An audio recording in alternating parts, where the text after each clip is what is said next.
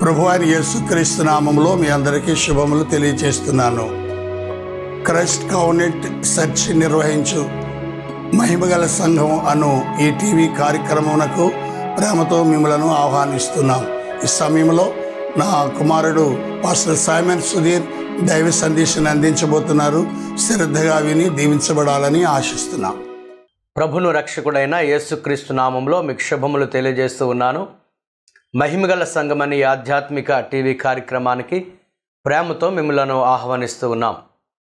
ప్రియులారా, ఈ వాక్య సందేశాల ద్వారా మీరు ఎంతగానో దీవించబడుతున్నారని, ప్రభువు రాకడ కొరకు సిద్ధపడుచున్నారని మీ ద్వారా విని ఎంతగానో సంతోషిస్తూ ఉన్నాం. ఈ కార్యక్రమాలు మీకు దీవెనకరంగా, దేవుని నామానికి మహిమకరంగా ఉన్నందుకు సమస్తమైన మహిమ, ఘనత, ప్రభావములు ఆయనకే కలుగునుగాక. ఈరోజు మన వాక్య ధ్యానాంశము గ్రేట్ కమిషన్, యేసుక్రీస్తు వారు ఆజ్ఞాపించిన గొప్ప ఆదేశం. వాక్య ధ్యాన నిమిత్తము మత్తయి సువార్త 28వ అధ్యాయము 18 నుంచి 20 వచనాలు, అలాగే మార్కు సువార్త 16వ అధ్యాయం 15 వచనాన్ని మనం చదువుకుందాం.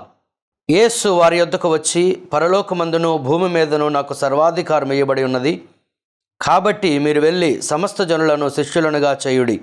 తండ్రి యొక్కయు, కుమారుని యొక్కయు, పరిశుద్ధాత్మ యొక్కయు నామములోనికి వారికి బాప్తిస్మమిచ్చుచు, నేను మీకు ఏ ఏ సంగతులను ఆజ్ఞాపించుతునో వాటినన్నిటినీ గైకొనవలనని వారికి బోధించుడి. ఇదిగో నేను యుగ సమాప్తి వరకు సదాకాలము మీతో కూడా ఉన్నానని వారితో చెప్పెను. అలాగే మార్కు సువార్త 16వ అధ్యాయం 15 వచనాన్ని కూడా చదువుకుందాం. మీరు సర్వలోకమునకు వెళ్ళి సర్వ సృష్టికి సువార్తను ప్రకటించుడి. ప్రియులారా, ఇక్కడ గమనించినట్లయితే యేసుక్రీస్తు వారు తన శిష్యులకు ఒక గొప్ప ఆజ్ఞను, గొప్ప ఆదేశాన్ని ఇచ్చారు. దానినే మనము గ్రేట్ కమిషన్, గొప్ప ఆదేశం అని మనం పిలుస్తాం.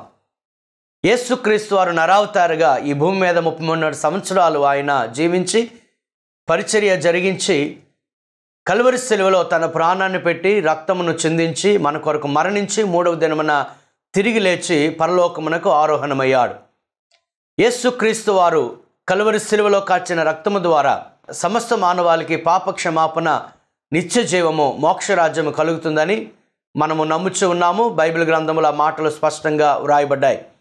పాపులను రక్షించుటకు క్రీస్తు యేసు లోకమునకు వచ్చెనన్న మాట చాలా అంగీకారమైనది, ఆమోదయోగ్యమైనది. యేసుక్రీస్తు భూమి మీద నరవతారిగా జీవించినప్పుడు ఎన్నో అద్భుతాలు, సూచక్రియలు, మహత్కార్యాలు ఆయన జరిగించాడు. కానీ అదే ముఖ్యమైన పనితో ఆయన రాలేదు. కానీ ముఖ్యముగా పాపములో ఉన్న వారిని విడిపించుట కొరకు, మరణించుట కొరకే ఆయన లోకానికి వచ్చాడు. ఆయన మరణించి సమాధి చేయబడి 3వ దినమున తిరిగి లేచి ఆయన తాను పునరుత్థానుడయ్యానన్న సంగతి కొన్ని దినముల వరకు అనేక మందికి తనను తాను ప్రత్యక్షపరుచుకొని ఆయన పరలోకమునకు అందరూ చూస్తుండగా ఆరోహణమయ్యాడు. అయితే ఆయన ఆరోహణం అవడానికి ముందు శిష్యులను పిలిచి వారికి ఆజ్ఞాపించాడు. ఒక గొప్ప ఆదేశాన్ని వారికి ఇచ్చాడు. ఏంటి ఆ ఆదేశం అంటే, మీరు సమస్త జనులను శిష్యులనుగా చేయండి, సర్వలోకమునకు వెళ్ళి సర్వ సృష్టికి సువార్తను ప్రకటించండి అని.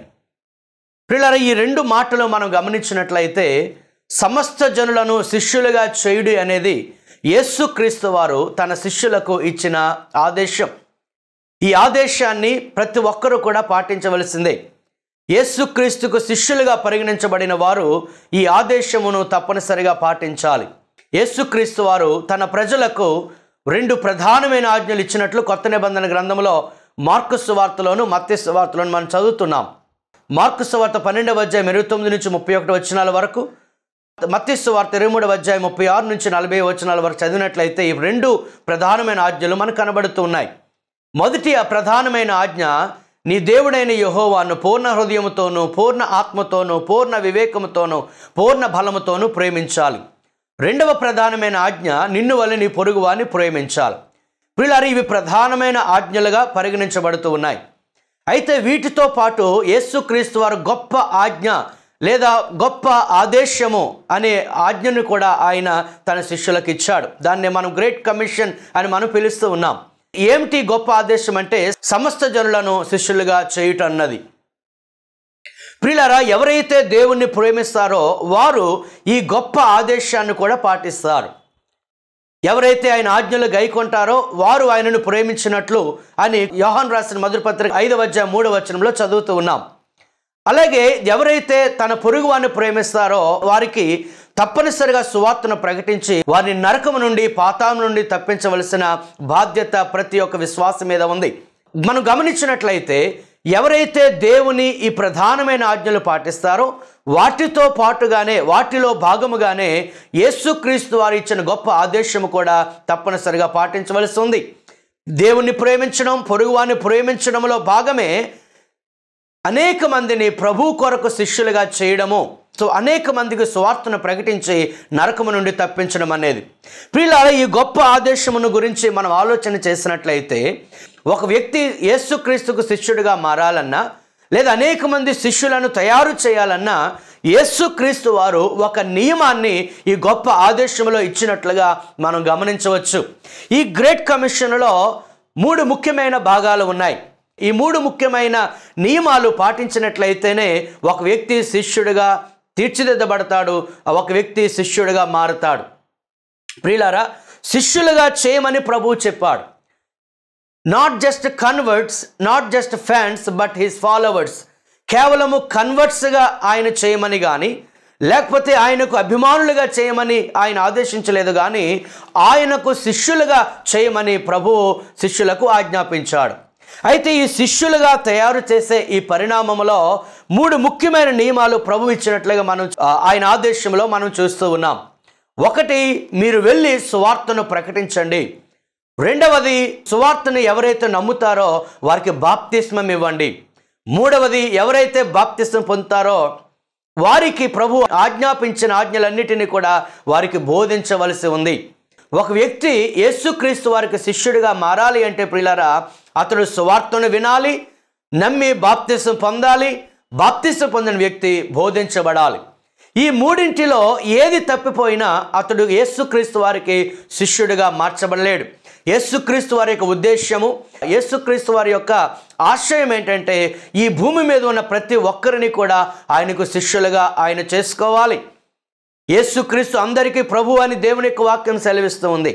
అలాగే యేసుక్రీస్తు వరకు ముఖ్యమైన ఉద్దేశము భూమి మీద జనులందరూ కూడా ఆయనకు శిష్యులుగా తీర్చిదిద్దబడాలి.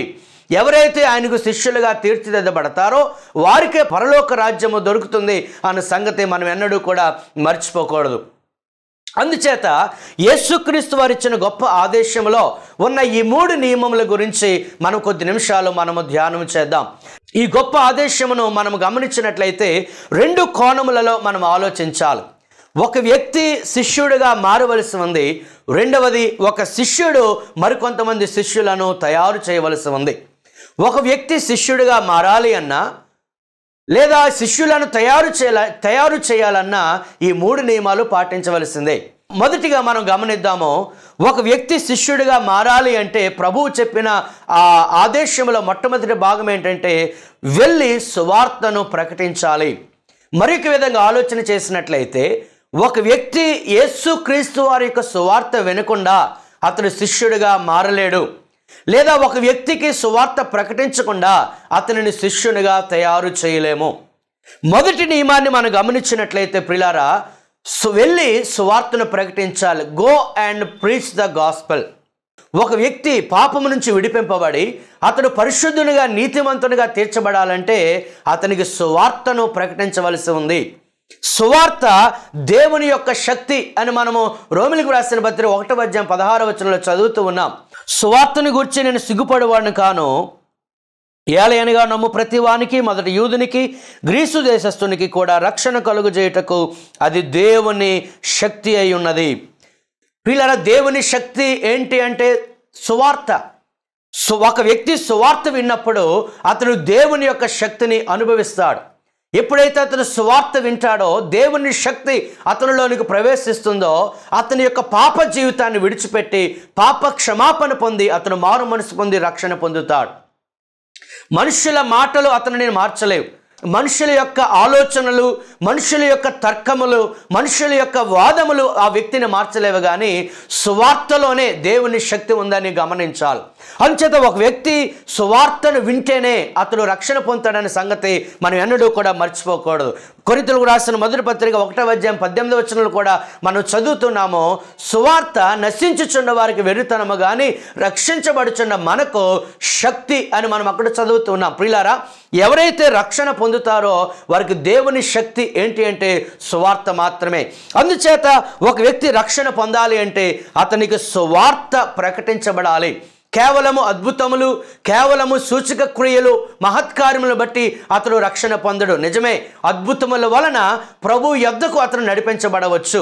ఆశ్చర్య కార్యముల వలన ఆయన ప్రభు యొద్దకు నడిపించబడవచ్చు. ఇప్పటికీ కూడా అనేకమైన అద్భుతాలు జరుగుతున్న కారణంగా అనేక మంది ప్రభు యొద్దకు నడిపించబడుతూ ఉన్నారు. కానీ అద్భుతముల ద్వారా మాత్రమే అతడు రక్షణ పొందడు, కానీ అతనికి సువార్తను ప్రకటించవలసిన అవసరత ఎంతైనా ఉందని ఈ గొప్ప ఆదేశం నుంచి మనం నేర్చుకోవచ్చు. ప్రియులారా, ఇంకా తిమోతికి రాసిన మొదటి పత్రిక 1:11 చదువుతున్నాము. అపోస్తలుడైన పౌలు చెప్తున్నాడు, శ్రీమంతుడగు దేవుడు నాకు అప్పగించిన ఆయన మహిమగల సువార్త. అంటే అపోస్తలుడైన పౌలుకు దేవుడు అప్పగించిన సువార్త ఏంటంటే మహిమగల సువార్త. ఈ సువార్తలో ఎంతో మహిమ ఉంది. ఈ మహిమ ద్వారానే ప్రజలు, పాపులైన వారు పరిశుద్ధులుగా తీర్చిదిద్దబడతారు.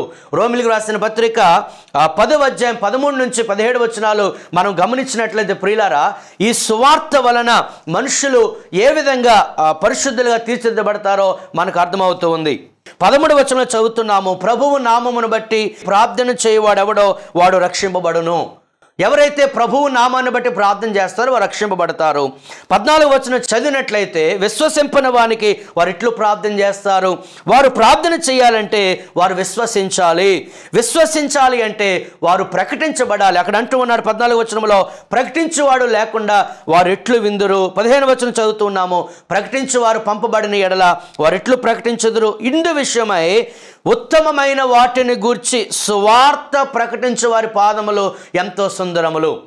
ఎవరి పాదములు సుందరములు అంటే ఎవరైతే సువార్త ప్రకటిస్తారో వారి పాదములు సుందరములు రాస్తూ, ప్రియులారా, మనము 17 చదివినట్లయితే, కాగా వినుట వలన విశ్వాసము కలుగును, వినుట క్రీస్తుని గూర్చిన మాటల వలన కలుగును. ప్రియులారా, సువార్త అంటే క్రీస్తుని గురించి ప్రకటించడం, క్రీస్తును గూర్చిన మాటలు, క్రీస్తు యొక్క పుట్టుక, క్రీస్తు యొక్క మరణము, క్రీస్తు యొక్క సమాధి, క్రీస్తు యొక్క పునరుత్థానము, క్రీస్తు యొక్క ఆరోహణము, క్రీస్తు యొక్క రెండవ రాకడ గురించి ప్రకటించడమే ప్రియులారా అసలు సిస్సులైన సువార్త. ఇది సంపూర్ణమైన సువార్త.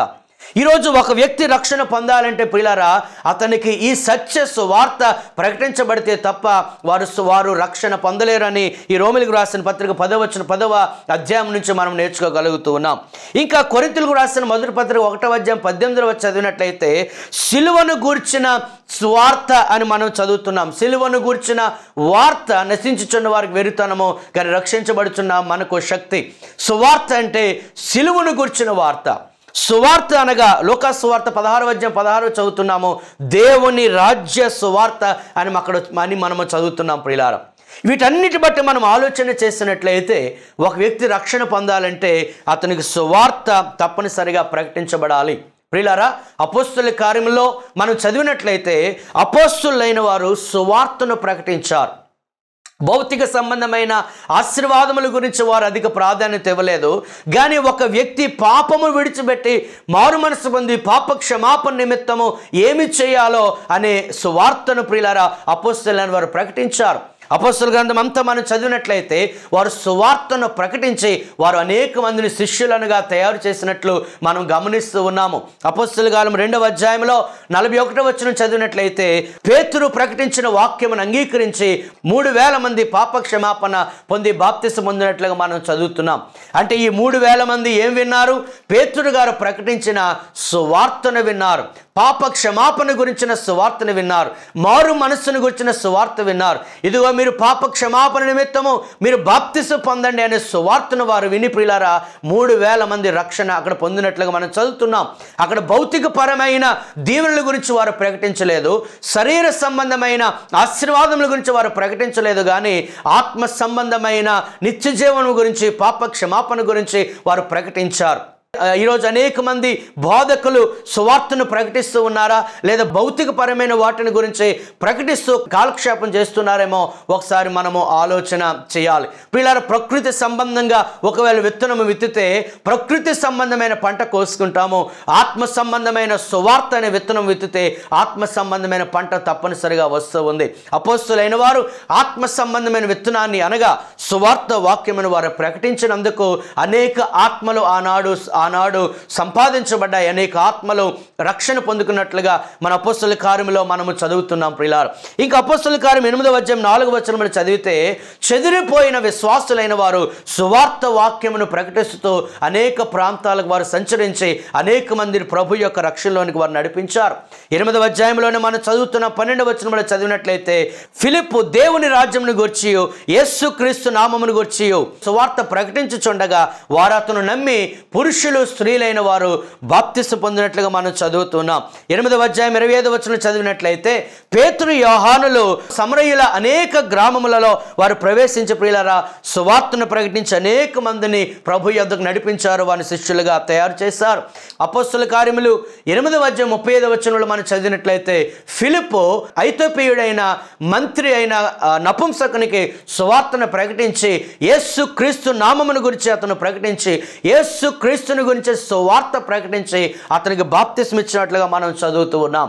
అలాగే అపోస్తలుల కార్యం 14వ అధ్యాయము 6వ వచనం నుంచి మనం చదివినట్లయితే ప్రియులారా అపోస్తలులైన పౌలు అలాగే బర్నబాలు సువార్తను ప్రకటించారు. లుస్త్రలోను దెర్బేలో అలాగే చుట్టుపక్కల ఉన్న ప్రాంతములకు వెళ్ళి వారు సువార్తను ప్రకటించి అనేక మందిని ప్రభు యొద్దకు వారు నడిపించారు. 14వ అధ్యాయము 20-21 వచనాలు చదివితే వారు దెర్బేకు బయలుదేరి ఆ పట్టణంలో కూడా సువార్తను ప్రకటించి అనేకులను శిష్యులనుగా తయారు చేశారు. ప్రియులారా వీటన్నిటి బట్టి మనం గమనించినట్లయితే ఒక వ్యక్తి యేసుక్రీస్తుకు శిష్యుడిగా మారాలి అంటే సువార్తను అతనికి ప్రకటించాలి. సువార్త ప్రకటన ద్వారా మాత్రమే ఆ వ్యక్తి ప్రభువుకి శిష్యుడిగా మారుతాడు. అందుకే అపోస్తలులు ఎక్కడికి వెళ్ళినా వారు సువార్త వాక్యాన్ని ప్రకటించారు. భౌతికపరమైన వాటి కొరకు వారు అధిక ప్రాధాన్యత ఇవ్వలేదు, కానీ యేసుక్రీస్తుని గురించిన సువార్తను ప్రకటించారు. వారి గురించి వారు గొప్పలు చెప్పుకోలేదు, వారి పరిచర్యల గురించి గొప్పలు చెప్పుకోలేదు, వారు చేసిన కార్యాల గురించి గొప్పలు చెప్పుకోలేదు, కానీ యేసుక్రీస్తుని వారు ప్రకటించారు. యేసుక్రీస్తు ఎంత శక్తివంతమైన దేవుడో వారు ప్రకటించారు. యేసుక్రీస్తు యొక్క రాజ్యం ఎటువంటిదో వారు ప్రకటించారు. యేసుక్రీస్తు ద్వారా మాత్రమే పాప క్షమాపణ అని వారు ప్రకటించారు. యేసుక్రీస్తునందు విశ్వాసం ఉంచిన వారికి మాత్రమే నిత్య జీవము మోక్ష రాజ్యం అని ప్రకటించారు, కానీ కేవలము ప్రియులారా భౌతికపరమైన ఆశీర్వాదాల గురించి ప్రకటించలేదు. అందుకే అపోస్తలుల కాలం మనం చదువుతున్నాము, ఎక్కడ వారు సువార్త ప్రకటించినా అక్కడ ఆత్మలు రక్షించబడ్డాయి, సంఘములు స్థాపించబడ్డాయి. అపోస్తలులైన పౌలు గురించి మనం ఆలోచన చేసినట్లయితే రోమీయులకు రాసిన పత్రిక 15వ అధ్యాయం 19-21 వచనాల్లో మనం గమనించినట్లయితే ఇదిగో నేను యెరూషలేము మొదలుకొని ఇల్లూరికి వరకు నేను క్రీస్తు యొక్క సువార్తను పూర్ణంగా ప్రకటించాను. ఎక్కడైతే ప్రకటించబడలేదో అక్కడ నేను ప్రకటించి సంఘములు స్థాపించాను. ఇక్కడ నేను సంచరించవలసిన భాగమేది లేదు అని అక్కడ అపోస్తలులైన పౌలు చెప్తున్నాడు. పిల్లారా అంటే అపోస్తలులైన పౌలు ఎంతో శ్రమకు ఓర్చి ఎంతో కష్టపడి ప్రయాసపడి ఎక్కడికి వెళ్ళినా అతను సువార్త ప్రకటించాడు. అపోస్తలులైన పౌలు చెప్పిన స్టేట్మెంట్స్ మనం గమనించినట్లయితే సువార్తను ప్రకటించవలసిన భారము నా మీద మోపబడి ఉంది, క్రీస్తు యొక్క ప్రేమ నన్ను బలవంతం చేస్తుంది అని అంటూ ఉన్నాడు. ప్రియులారా అదే ప్రేమతో అదే క్రీస్తు ప్రేమ అతనికి బలవంతం చేసిన ప్రకారము అతని మీద మోపబడిన భారమును అతను అనుసరించి ఎక్కడికి వెళ్ళిన ప్రియులారా సువార్త వాక్యాన్ని ప్రకటించాడు. ఇదిగో కొందరిని రక్షించాలి, ఇదిగో అందరినీ రక్షించాలని నేను అందరికీ అన్ని విధముల వాడిని అయితిని అని అపోస్తలులైన పౌలు చెప్తూ ఉన్నాడు. అంచేత పౌలు చేసిన పని ఎక్కడికి వెళ్ళిన సువార్తను ప్రకటించాడు. అందుకే అన్ని ఆత్మలు సంపాదించాడు.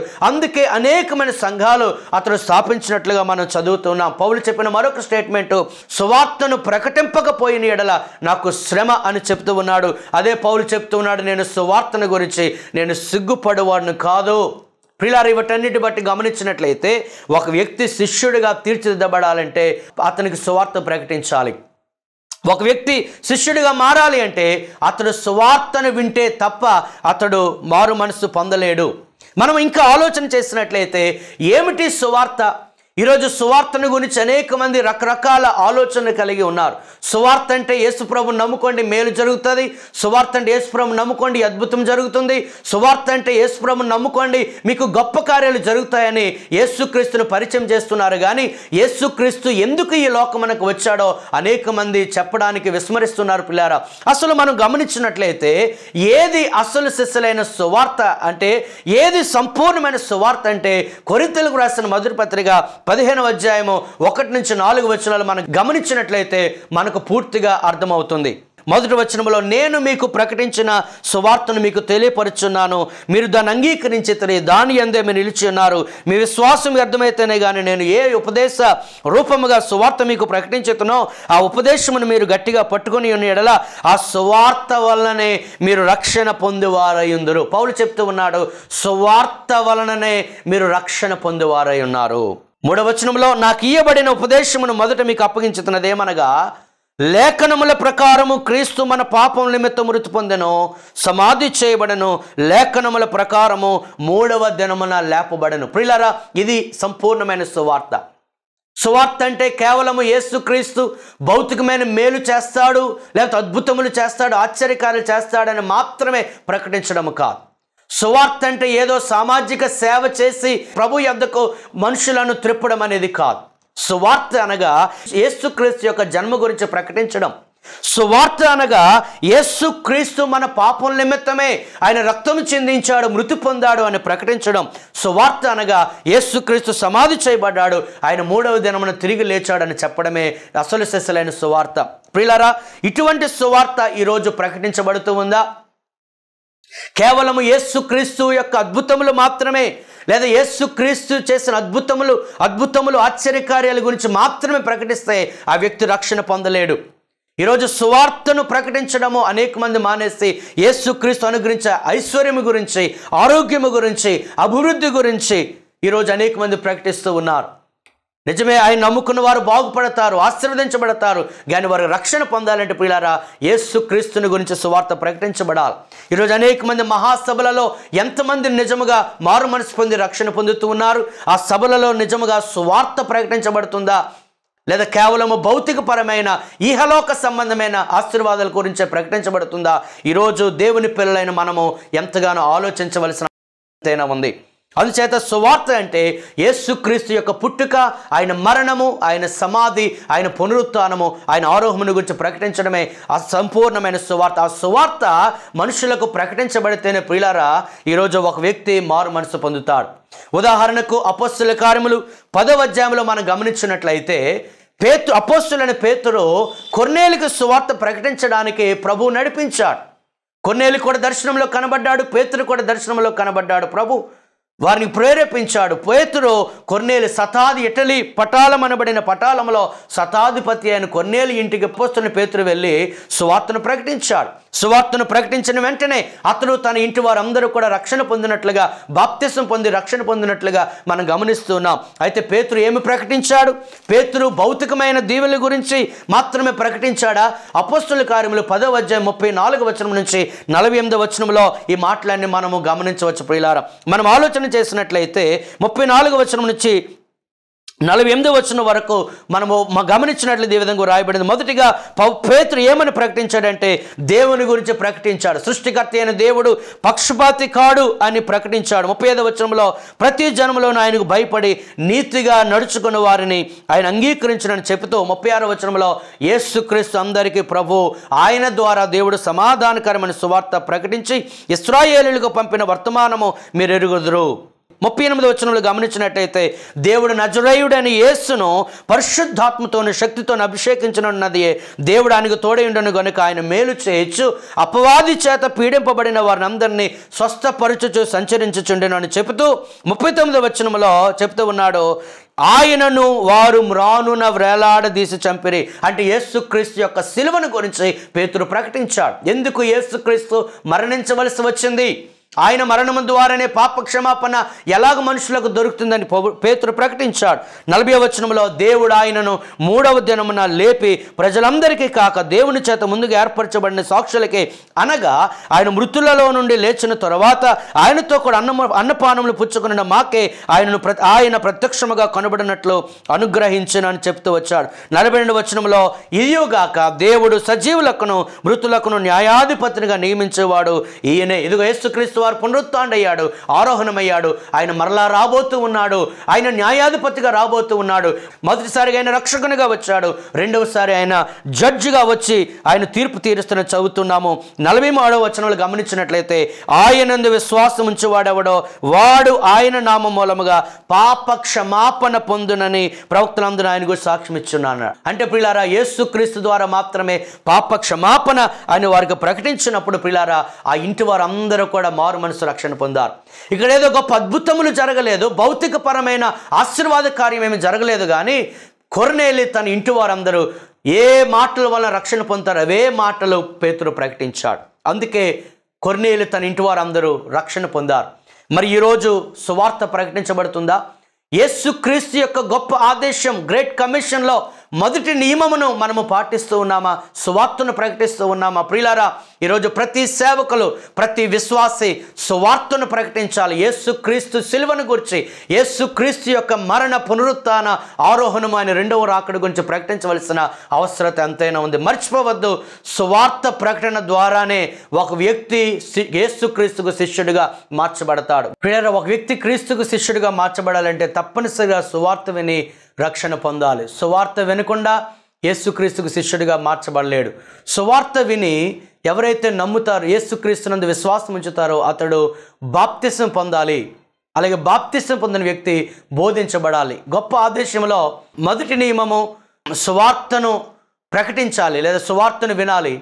రెండవ నియమము బాప్తిసం పొందాలి. మూడవ నియమము బోధించబడాలి. ఈ రెండవ నియమము మూడవ నియమము బాప్తిస్మ గురించి, బోధ గురించి తరువాత భాగంలో మనం నేర్చుకుందాము. ప్రభు ఈ మాటలను మన వినికిడిలో దీవించునుగాక. Amen. Our address Christ covenant church, plot number 15, Kalighat colony, near VUDA colony, phase 1, Vizianagaram 535003, Andhra Pradesh. Another address Christ covenant church behind Mee Seva, ring road, Vizianagaram 535002, Andhra Pradesh. Our cell number 944196918. God bless you and your family.